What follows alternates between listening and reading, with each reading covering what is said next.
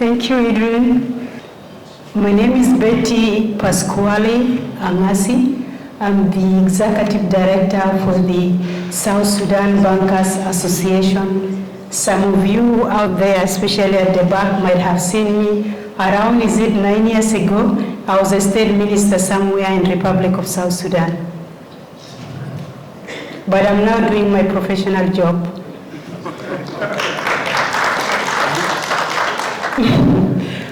This is the outline of our presentation. Candy, can we come back? What the presentation is all about. This presentation is about the financial sector in a fragile context. I call it a fragile context because of what we are undergoing as a country. This is a case study. I call it a case of South Sudan. The environment, the achievements, the challenges, the opportunities, and how we can move ahead. The environment here, I do not mean the natural environment that God has created for us, but I meant the context, the condition. I was in a few business. That's the context. We call it the context. We can call it a climate. We can call it an environment. In our outline, we have only 5 outlines: the overview, the key achievements, and the challenges which is facing us, the financial sector. Our challenges are 2 in the financial sector. There are macro, which is facing us in the economic sector. It affects everyone here. Don't see that it does not affect our minister. It goes to anyone. Then we have the opportunities and how we can move forward, plus the recommendations. South Sudan Bankers Association, we are not a civil society organization, although we work with them hand by hand. We are a professional body, just like any other association in the region. The overall objective of South Sudan Bankers Association is to advocate for the collective interest of financial sector, especially the banking sector. The forex and the insurance are part of that, but we are the leading agents there. We advocate for the interests of the banking sector and the financial sector, and we also promote, we ensure that interest is in line with our national economic growth. The areas of focus of South Sudan Bankers Association are many, but I will just read them through. We advocate for sustainable best banking practices. Best banking practices, these are ethical, transparency, and especially the ones that can advance the development in the financial sector, especially the stability in the financial sector. We also make sure there is a strengthened frameworks. You know, all our big people, the honorables, which have spoken before, they were talking about legal frameworks. So in the Bankers Association, we also discuss and we come up with many gaps in the frameworks, and we ensure we are following them up until the legislatures approve it. We support the financial inclusion. Someone said there are no banks in the rural areas. It's very true. Financial inclusion is whereby the banks are accessible.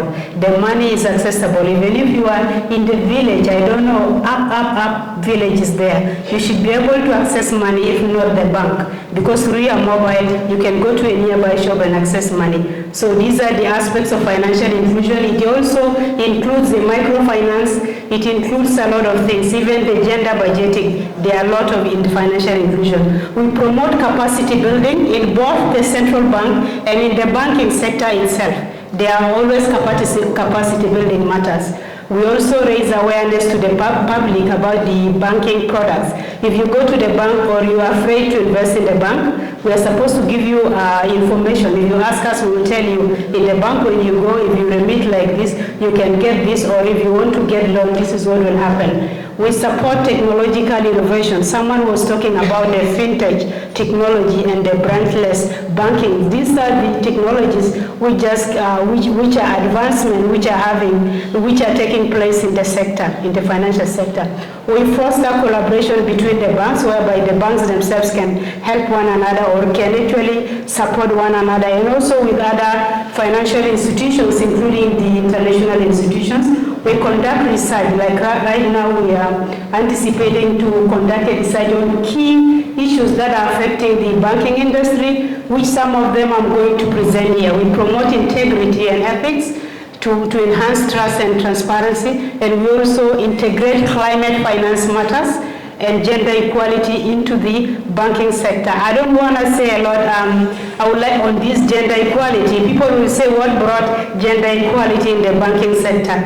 We promote gender equality in the marketplace by ensuring women who are doing business are supposed to be supported in the banking sector there, whether through the economic empowerment or through friendly financing. We also support women in the workplaces. In the workplaces, we want to see DGs in these ministries, in these economic ministries. There are female DGs which are capable, because we also, there are things we call meaningful participation, not just for the sake of gender equality. Even in the community, we are very happy with the leadership of South Sudan for appointing for us the first female as the Minister for Trade and Industry. This is a strong gender equality. We also have another one as a Deputy Governor, I think in the Central Bank. And we pray that we will go to the Ministry of Finance, why not? One day with time when God makes that time. At least an undersecretary or deputy or even a minister, why not? There are a lot of women out there which are capable. So these are the kinds of gender equality that we meant. Key achievements in the banking industry. These are the achievements we're writing: access to financial services, microfinance growth, digital transformation, economic recovery support, regulatory reform, donor and private sector support, resilience amidst the crisis. In access to financial services, we are able to reach to some areas. We are supposed to reach to areas than before. Remember, some of you were here in 2005, 2006. There was only two banks. That was Ivory Bank, and there was another bank, Khartoum branch, the bank. But now we are able to have banks all the way until many areas. And it's only the crisis which is affecting sometimes. Even in conflict areas, you can send money more in a place which really has problem. So these are some of the achievements in the access to finances. In microfinance growth, there had been financing of small-scale businesses and low-income households. These are mostly done by the donors.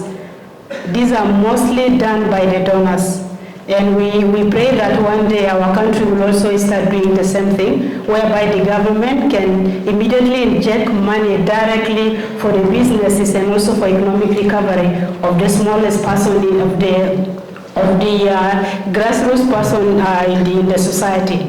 In microfinance also, we have these village saving loan groups. These are the ones we call Sanduk. Some organizations are also supporting them, but I'm not aware if also the public institutions are supporting them. In digital transformation, we have branchless banking. You may see some of the banks, especially the international banks, sometimes they do MOU with these international development partners.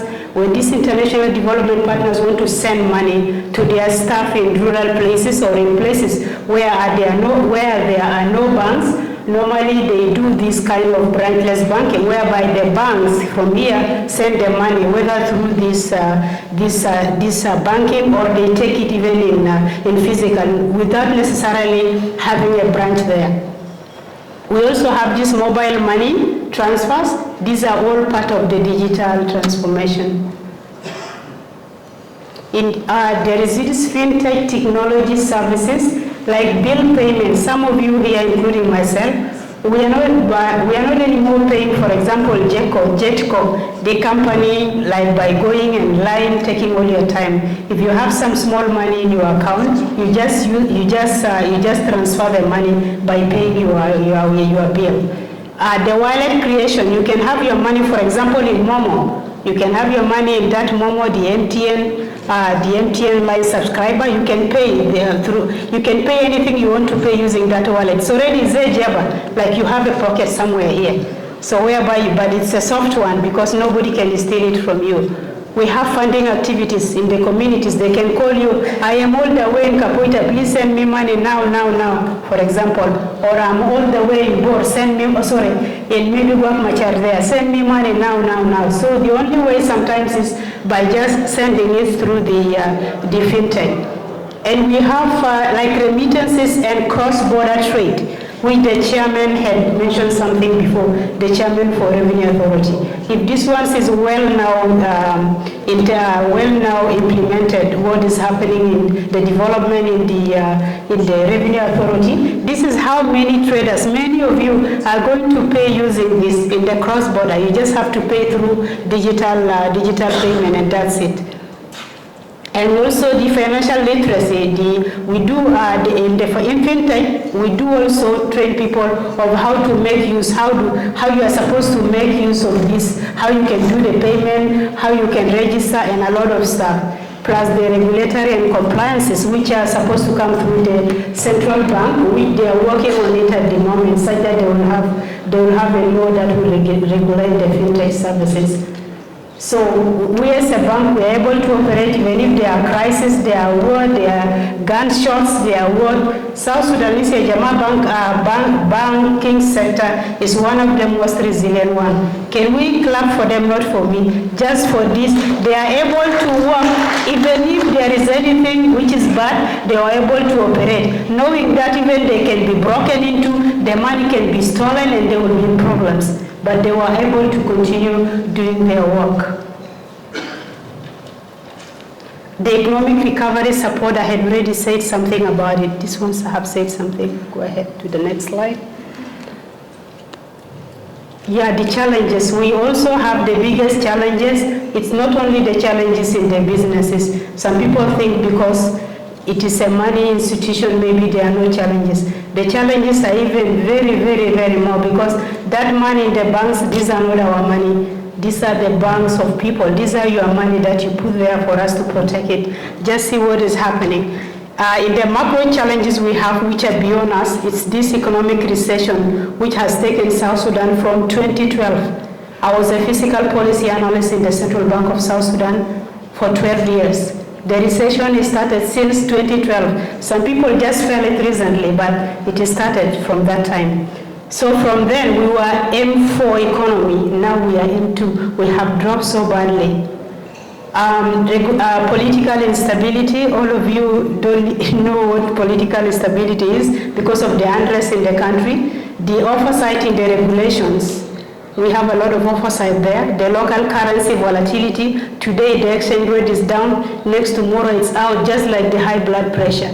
All this is happening there. We have the liquidity and operational challenges and the climate shocks. In the economic recessions, we have when the disruptions in oil production happens, because the money we get from you, from the economy, immediately it also affects us right away. No salary for 13 months. Some people expect us to have money. They were asking, that salary going to be paid, loan. They give us this and give us this. It's actually the money we have, we get it from you. We get it from us. If it's not there, we will not have that money. Things like the destruction of farms. Farms can be distracted by flood. Like what happened, 80 states were distracted by farm. But also peculiar cases in some areas whereby animals go also and destroy some farms. So even if it's a small area, if it's an area, a core area that brings food for the whole country, it can also affect. There are many distractions in farms, which agriculture is supposed to help us so much in the banking sector because of the remittance that they are supposed to remit to us. And undeveloped resources, the resources we haven't developed. So South Sudan economy remains so fragile, and it's a challenge to us in the banking sector, and it's volatile, the exchange rates are up, and political instability, I think I have already said about it. I have mentioned it. Slide. Okay. Thank you. In the macro external factors, we have regulatory oversight, which we said before, and it had been said many, many times.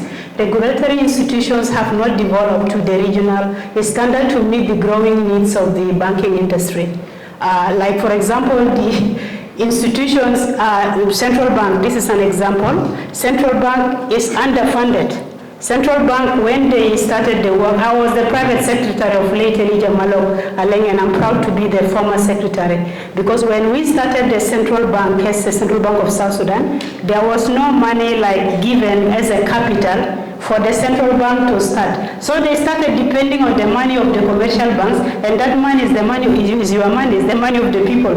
So the central bank itself is supposed to have its own money so that they can invest and get a lot of money from their investment, so that they can even expand to where they want to go. So instead now they will ask from the banks, bring this, they will issue circulars when we do mistakes, so that we are fined.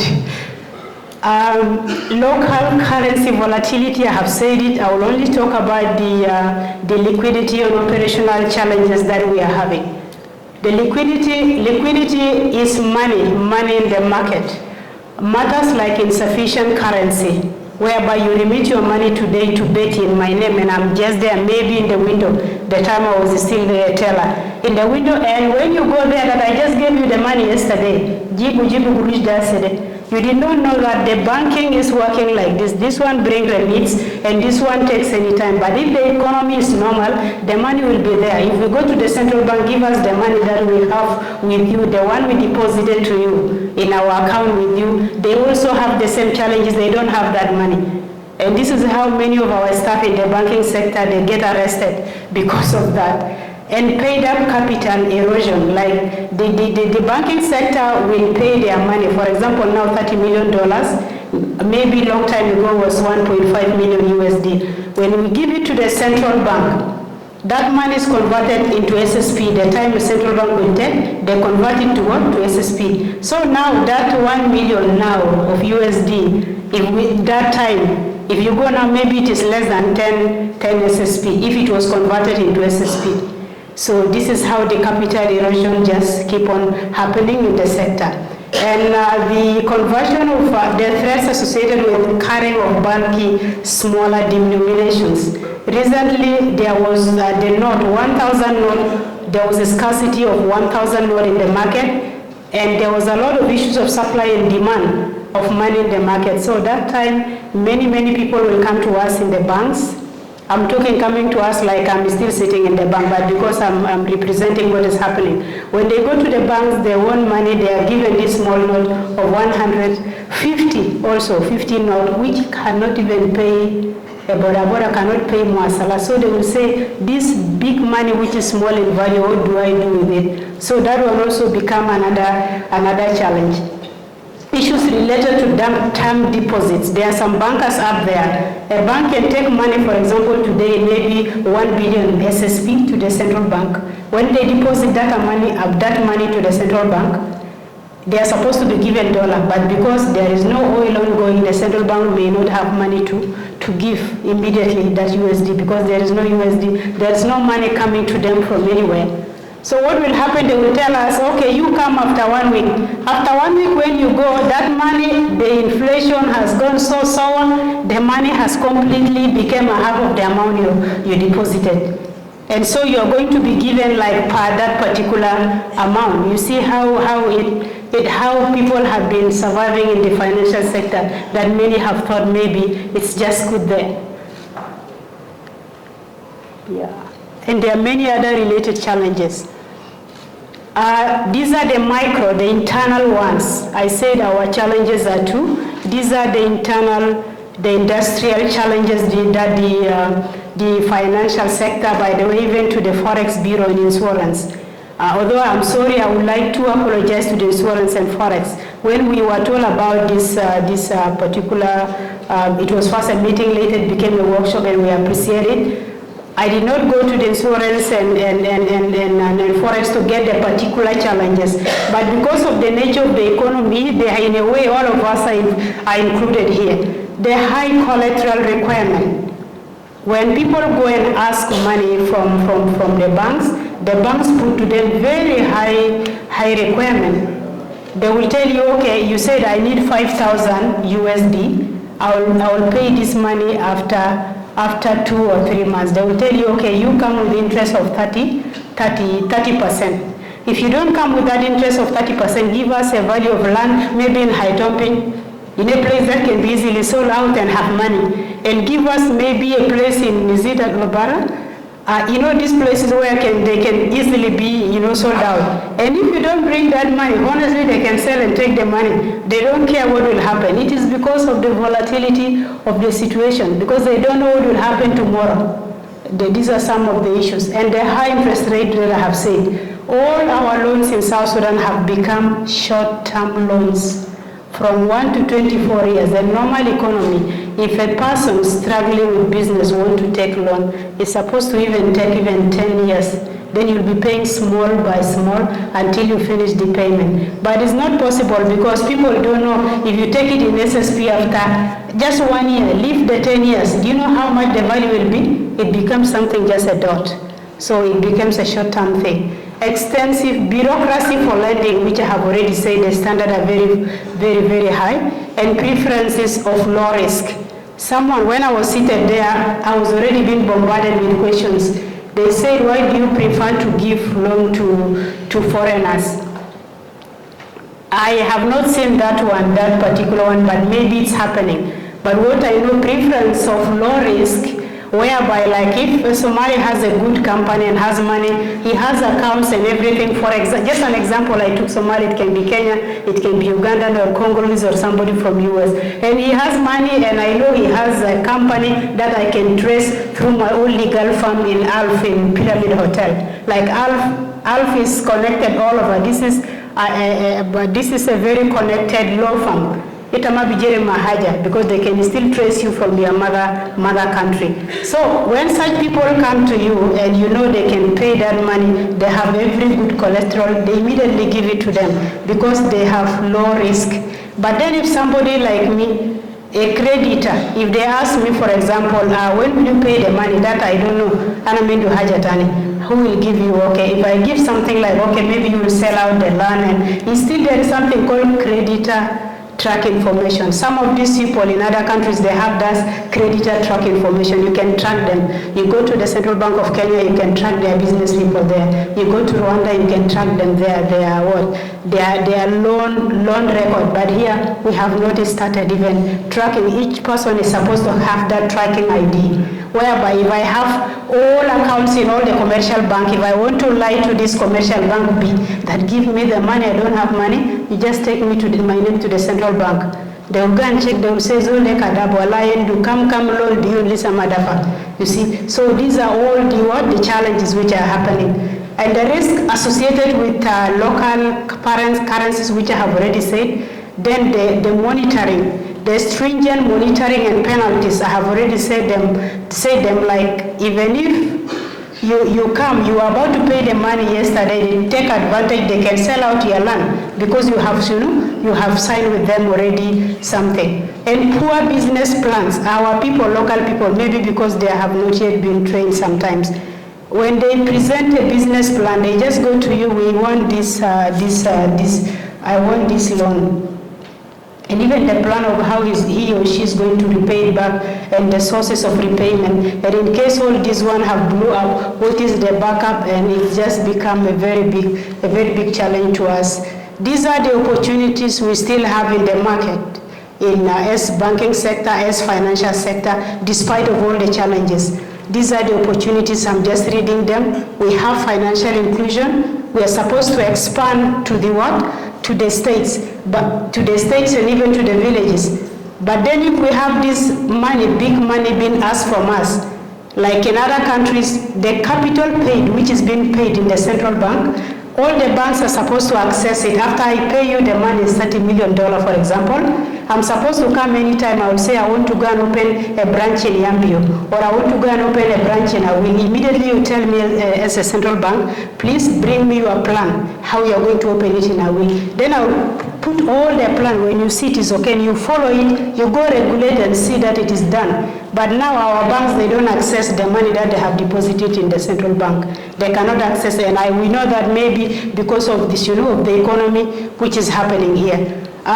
These are all the opportunities we have. Even digitalization is an opportunity. Agriculture sector is an opportunity. the SMEs, these are opportunities of our people. If we give them money like in other countries whereby they have money in their, they have a public budget for them, we'll be able to industrialize them. So we have a lot of opportunity right there. So these are the recommendations. Because he has been looking, Yakan is looking into his watch, maybe my time has already gone. I'm going to read the recommendations through. In the recommendations, there is financial sector reform that we need. We need to accelerate legislative approvals. We prioritize the enactment of critical financial and banking related legislations. These are things like microfinance bill, like national payment bill, a national payment service bill, the cyber security bill, DEMA security to life or something like that. This is security for finance security. Then women and youth enterprise fund bills. These are all the bills which are not being approved. Some of them have just been taken there, nothing has happened to them. These are businesses, these are money-related bills. We don't need to leave them just lying there. They are not a normal bill. So we are supposed to prioritize this. We need to establish a specialized commercial court like other countries. Just a judge, within this judiciary, we should have 2 or 3 judges which are dealing with cases of commercial-related cases. Yeah, crimes and cases. Because if this case is something that could take 1 week, why should it take 10 years? This is something that can be done because it's a business. We are supposed to have this commercial court. We need to set up a dedicated commercial court with trained judges to handle financial banking and all this. We need also to enhance borrower tracking mechanism, the one I said before, whereby so that people can access lending. We need address arbitrary arrest of our bank staff. You cannot come and pick our staff because he or she did not pay you cash when the cash is not, for example, is not in the bank. This has been so common. There are also other issues which are related. This issue of arrest of a staff of the bank. So the key institutions like the Ministry of Gender should actually start developing bills like gender budgeting bill for financial inclusion. The auction payments, I'm not going to talk about it because of my time. Financial stability is very important. We need a resource mobilization for financial sector. If we don't have money in the banks, the businesses will suffer for a long time. And this is something we are not going to hide here. We need this financial mobilization for financial stability, which is crucial. The central bank need their own capital, and we need to access our capital. So we also need the BSS to be recapitalized, as we have said, to be revitalized by giving capital to them so that they will have their own. I have written them all, I think my time is almost. We urge also the central bank to, we would like the liquidity and credit facilities to be strengthened, like we support the establishment of capital access mechanism, including credit guarantees and insurance schemes. This is to mitigate the liquidity challenges that we are having in the sector. We need to expand the financial support to our SMEs, whether it's given through which ministries, but it has to go through the banking so that they can be scrutinized correctly.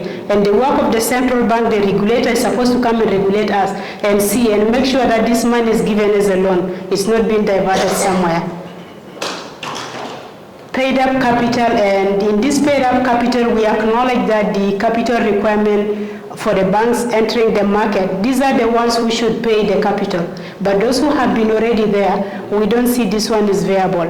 And the economic conditions of the country remains fragile, and it is very volatile. In Nigeria, a country like Nigeria a long time ago tried to do this, many banks collapsed. So if the commercial banks don't have any money, where shall we going to get the money to pay up the capital? And also it is this proportionate requirement. Based on our comparative study we did in the commercial banks, we have observed that South Sudan paid up capital requirement is significantly higher than the other countries in the region, especially considering the size of our economy.